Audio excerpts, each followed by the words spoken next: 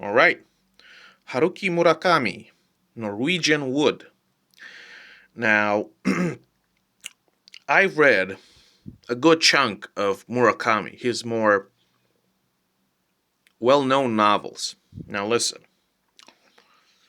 Norwegian Wood, from what I've read so far, is his best work. The rest of his books that I have read are questionable.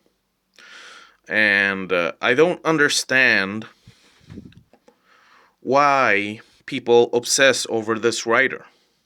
They are obsessed. And I don't get it. Sure, he has his good sides. He's obviously talented. And this is a good example of his talent. This is a not a wonderful book, but it is pretty good.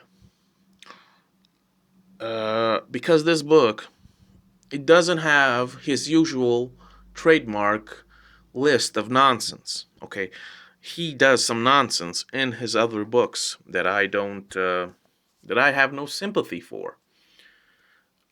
Norwegian Wood is an interesting book because I just love the way he writes characters, the way he creates this atmosphere, the way he writes about loneliness. And he does it pretty well here in Norwegian Wood. Okay. Uh of course he has there's great humor in here. I like his comedy. Where he just want the protagonist wants to sleep and his roommate just starts exercising with the radio on. That's hilarious. And uh, there are there are these friends, and the protagonist is friends with uh, what is shown to be a pretty cool guy. He is on the rise. He is handsome, he is talented, he is charming, and I think they play pool and everything seems fine. This guy, he's winning, right? He's winning. And the next day you find out that this guy that seems to have everything and his life seems to go in all the right directions, he committed suicide by inhaling gas in the garage in his car. And there's really no explanation to this. He just does it. Nobody really knows, not even his friends or families. And of course, there's this girl that was his girlfriend, which she doesn't even know. It just captures everybody off guard. And I love these kinds of stories. This subject matter. It's dark, okay, and Murakami does this in a way that isn't dull. And by the end, the protagonist and this his friend's girlfriend, they hook up, but the catch is that this girl has problems of her own, and there's this one scene that is questionable, that it's mad suspect.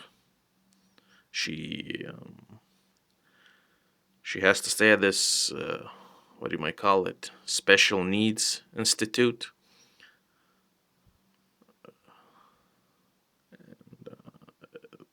This is I'm just talking about the writing in here.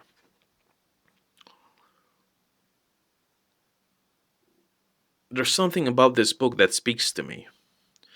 Unlike most of his other, listen, in his other books, it's not that they're bad per se, but he just, I don't know what happened.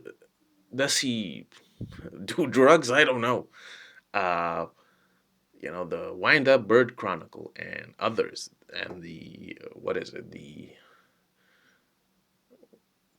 I forgot the chasing the sheep one, and the one with the end of the world and Wonderland, whatever it's called. Listen, they go into weird places that don't fulfill, or they don't go anywhere, or look, this something weird is happening right now, bro.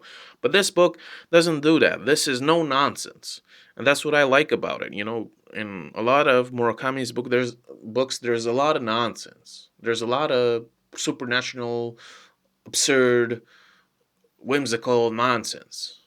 All right, that doesn't go anywhere. It's just put in there because I don't know. He felt like writing about that a little bit, but of course he doesn't deliver. And this book pretty much delivers because it doesn't have any of that. It's just good writing. And that's what you should strive for. If you don't know a subject, just don't write about it. Do your research. And if you're going to do something crazy, something whimsical, like I don't know, whatever. If you're going to do something crazy and weird and supernatural like Murakami does in most of his books, then you better deliver. And let me tell you, most of his books are dull. It's just how it is to me.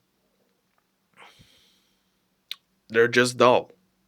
They don't deliver. They might present an interesting idea or a subject, and then it just falls apart miserably. It goes absolutely nowhere. It isn't developed.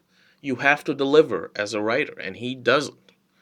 It's just look at this little cute little crazy thing I thought about, and that's it. It doesn't go anywhere.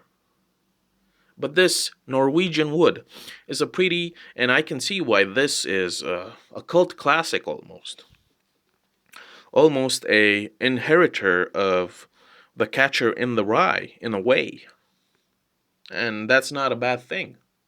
It has that it has that what do you might call it? That legacy, that spiritual connection to J.D. Salinger and so on. And that's a good thing to have.